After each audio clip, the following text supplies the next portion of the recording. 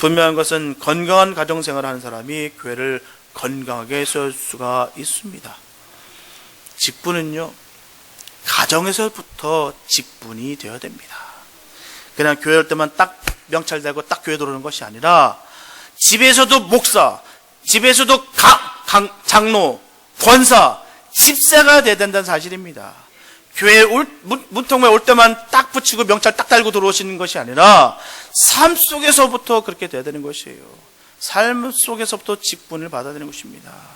가정에서부터 무시당하면은 어떻게 직분을 감당할 수가 있겠습니까? 저희 사모가 당신이 목사입니까? 라고 할 때 제가 어떻게 사용할 수가 있겠습니까? 그리고 교회 직분을 받은 분들은 자녀들을 말씀으로 잘 양육하는 사람이 되어야 된다는 것이에요. 자녀 교육에 있어서 성경적인 원리를 찾고 그 원리의 결혼 생활이나 가정 생활에 분명히 적용이 되어야 되는 것입니다. 자신은 그렇게 살지도 못하면서 자녀들에게 강요하면요, 그건 바로 폭력입니다. 아무런 영향력이 없어요. 성도는요, 직분자는요, 모든 자들은요, 말씀 보고 기도하는 모습을 보여줘야 되는 것입니다. 궁극적으로요, 믿음의 유산을 남겨주는 것이에요. 가장 귀한 것이 바로 믿음의 유산 물려주는 것입니다. 돈 물려줘 보십시오. 부동산 물려줘 보십시오. 얼마나 버틸 수 있는지는 모르겠습니다. 믿음의 우리는 유산을 남겨야 되는 것이에요. 다음 세대가 열려되는 것이지 다른 세대가 열려서는 큰일 납니다. 이스라엘이 왜 망했습니까? 다음 세대가 열려되는데 다른 세대가 열렸기 때문에 망한 거예요. 자녀들에게 본이 되는 삶이 되어야 될 줄 믿습니다. 그리고 이 말씀은 반드시 결혼한 사람만이 감독이나 집사의 직분을 받아야 된다는 것이 아니에요. 결혼하지 않아도 감독이나 집사의 직분은 받을 수가 있습니다. 또한 교회 직분을 받은 자들은 돈을 사랑하거나 부당한 이윤을 탐내서는 안 된다는 것입니다. 감독이나 집사들이 돈을 탐내기 시작하면 모든 것이 돈으로만 보입니다. 그래서 영혼을 사랑하는 마음을 가질 수가 없어요. 그래서 돈으로만 보입니다. 성도가 성도로 봐야 되는데 얼마짜리 망하는 길입니다. 또한 부당한 이윤을 남겨서는 안 된다는 점도 우리가 분명히 알아야 됩니다. 하나님, 내 카지노에서 하나님, 내가 잭팟 딱 터치면 내가 헌금 멋지게 하겠습니다. 할렐루야, 잭팟아 터져라, 될지어다.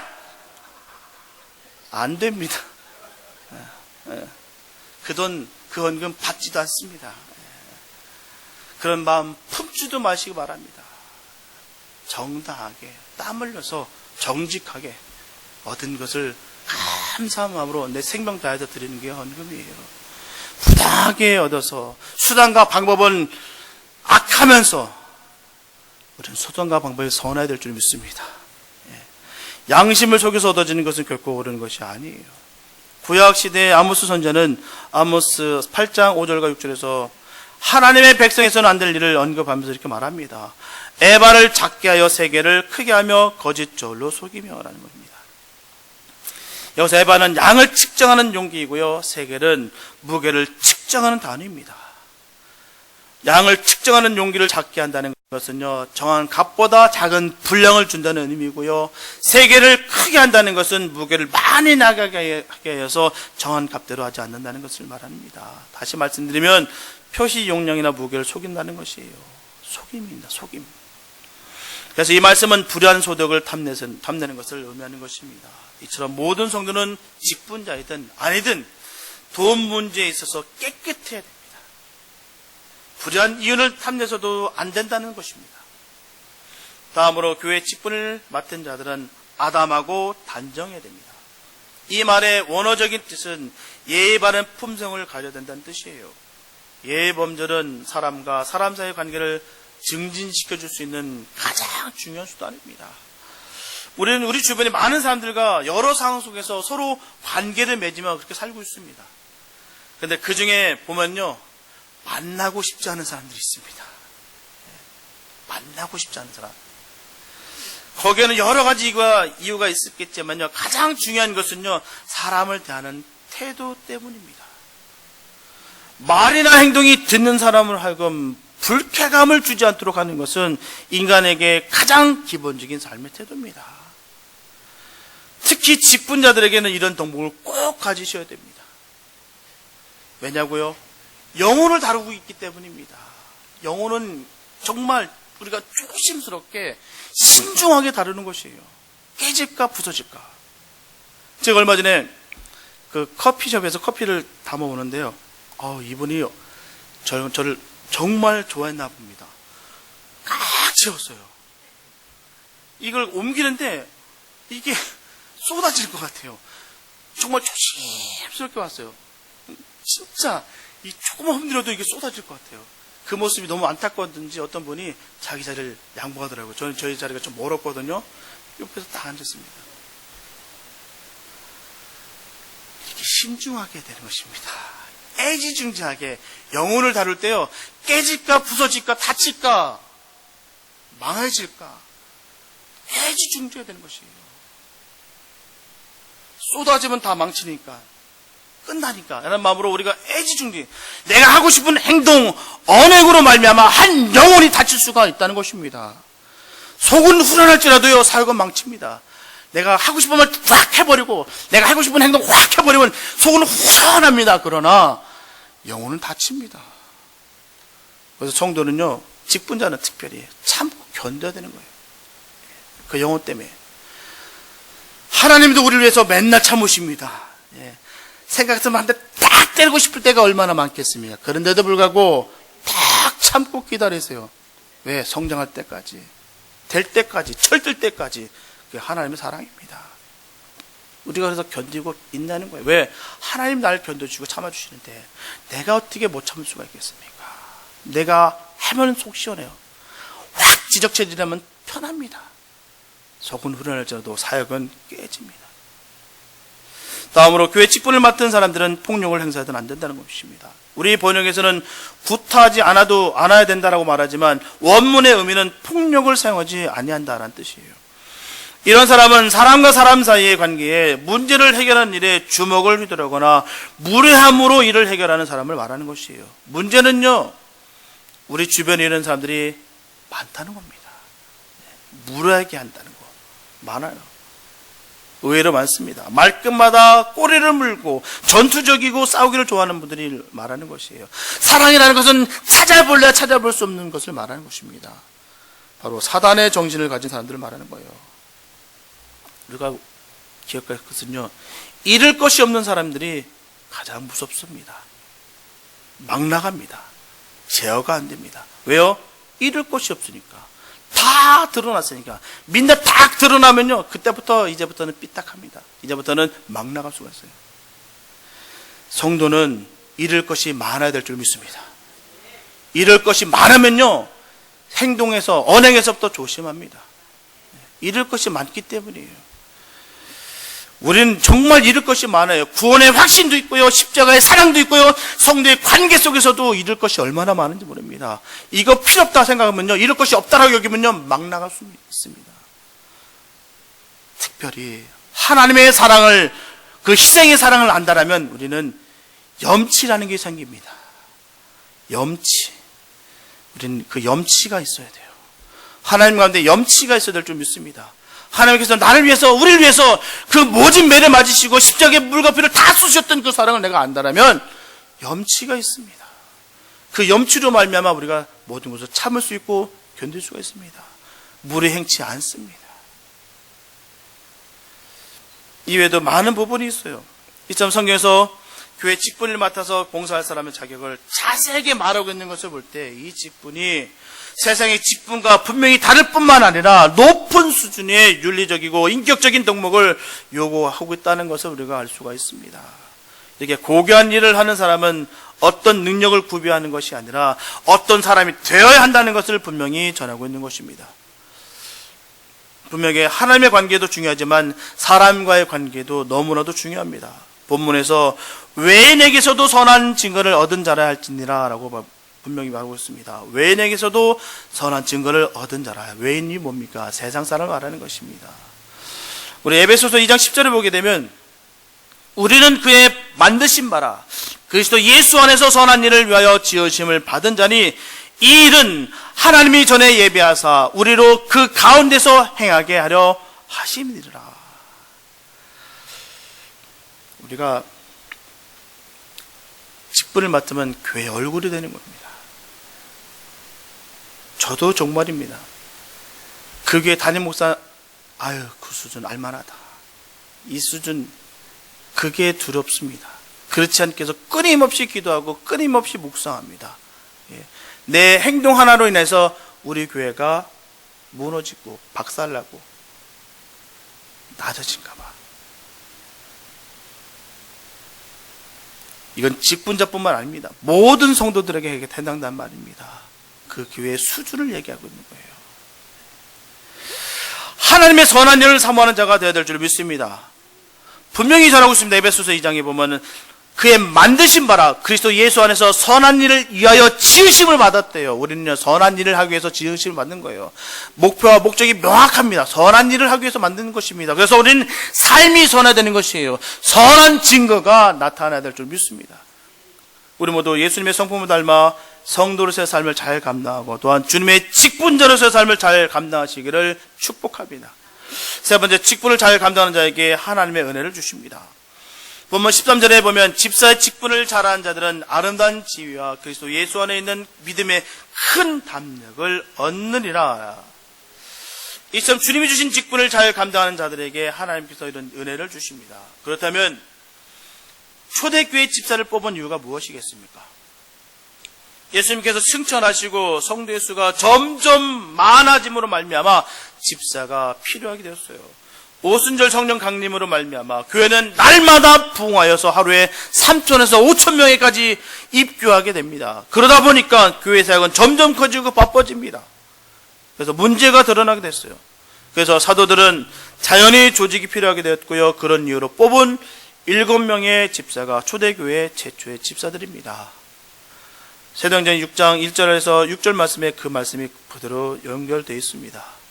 여기서 보면 그때 제자가 더 많아졌는데 라고 말씀하고 있어요. 그때 제자가 더 많아졌는데, 이 말씀은요, 예루살렘 교회가 부흥하여 교인들이 많아졌다는 것입니다. 그때 성경은 교인들이 많아졌다 하지 아니하고 제자가 더 많아졌다고 전하고 있습니다. 제자들이 말하고 있어요. 분명한 것은요, 우리 모두가 제자입니다. 사랑의 선교교회의 제자가 아닙니다. 또한 복사, 저로서 저의 제자도 아닙니다. 바로 예수님의 제자입니다. 우리는 궁극적으로 예수님의 제자가 되어야 되는 것이에요. 그렇다면 분명한 것은 제자는 제자다워야 됩니다. 바로 제자가 제자답다는 것은 성도와 그 생활에서 그리스도를 본받고 따르는 것을 말하는 것입니다. 예수를 따라가는 것이 바로 제자된 삶이에요. 예수님을 본받고 다른 생활이 없다면 예수님께 영광을 돌리지 못하고 오히려 예수님의 영광을 맡게 됩니다. 우리 주변의 많은 성도들이 제자답지 못한 모습을 보임으로 말미암아 세상 사람들로부터 오히려 손가락질 당하는 것을 보게 됩니다. 그것은 전도의 문을 가로막는 거예요. 하지만 제자가 제자다운다면 예수님께서 영광을 받으시며 사람들로부터 칭송을 받게 됩니다. 영국의 그 유명한 찰스 스펄전 목사님은 전하십니다. 그리스도인은 성경을 읽지만 비그리스도인은 그리스도인의 삶을 읽는다. 이게 무슨 말입니까? 믿음의 선배들의 모습을 보고 그대로 보고 예수님을 발견한다는 것이에요. 새롭게 새 신자가 성경을 알면 뭘 알겠으며 십자가를 보면 무슨 느낌이 있겠습니까?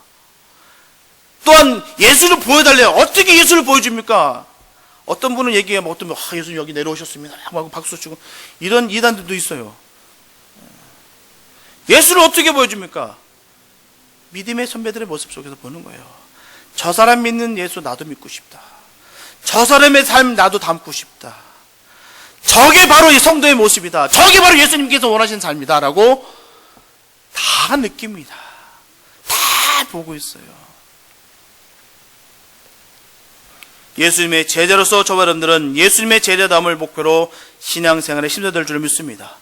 분명하게 교회를 섬기는 직분은 너무나도 귀한 것입니다. 하지만 직분을 목표로 신앙생활을 하는 것이 아닙니다. 예수님의 제자다움을 목표로 신앙생활을 하게 된다면 거룩한 성도가 되고, 그리고 그 직분은 저절로 따라오게 되는 것입니다. 내가 아무리 목사라고 내가 사람들한테 얘기할지라도요, 내가 그 삶을 살지 못한다면 끝입니다. 안수 100번 1000번 받으신 목사 안수 100번 1000번 받으면 뭐 할 겁니까? 그 목사가 맨날 노름이나 하고 술이나 먹고 음란하고 맨날 이간질이나 하고 그 입엔 독이 가득하고 남들 공격하고, 그게 무슨 목사입니까? 사람들로 하여금 그 사람한테 목사라는 말을 하지 않습니다. 그냥 내가 목사가 되려고 노력하는 것이 아니라 내가 예수님의 제자 되고 노력할 때 그 직분이 따라오는 것이에요. 직분 따라가는 것이 아닙니다. 아무리 내가 귀한 직분을 갖췄다 할지라도요, 그 삶의 모습 속에서 그 삶의 예수의 모습이 드러나지 않는다면 그 직분자의 모습이 아닙니다.